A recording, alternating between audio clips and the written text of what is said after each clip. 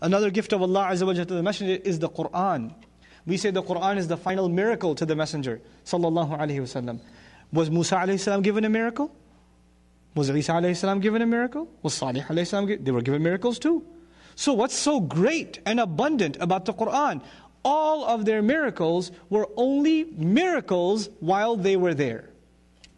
After they died, those things were no longer miracles, they were only stories that can be narrated. In other words, somebody who saw Musa alayhi salam turn the staff into a snake can one day tell their child, you know what I saw with my own eyes?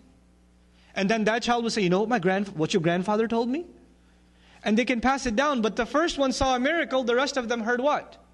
A story. And a story isn't a miracle, it's a story. You can believe it and you can also what?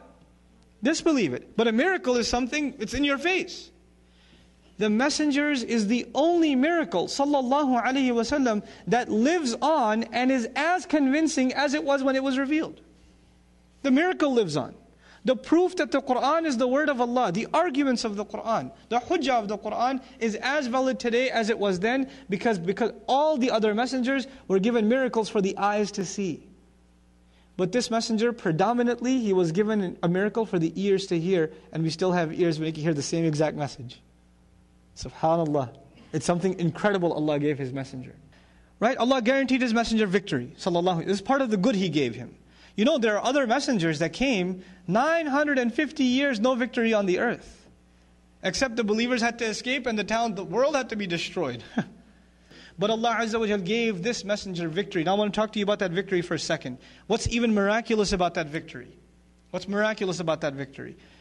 You know, the kind of change that happened in Arabia and which became international in how long? 23 years. The Prophet's life is 63 years, sallallahu alaihi wasallam. But his life as a messenger is 23 years. So whatever change we're talking about that happened in the Arab world happened in how long? 23 years. 23 years. Has there ever been a change in the world that happened over the course of 23, 33, 43, 53, 63 years? I don't care if you talk about 500 years. A change that changed the way people think, what people love, what people hate, how people dress, how they run their government, how they run their economics, how they get married, how they get divorced, how they go to the bathroom, what they eat, what they don't eat, what they say, what they don't say, how they do business, how they take a loan. It changed every aspect of their life in how long? 23 years. 23 years. You know, those of you that are in high school, you take global history and you learn about revolutions. You learn about the Bolshevik Revolution in Russia. You learn about the French Revolution in Europe. These revolutions were either political or economic. They didn't change the ethics of the people. They didn't change how people eat and sleep and drink. They didn't change what people love and hate. They didn't change how people dress.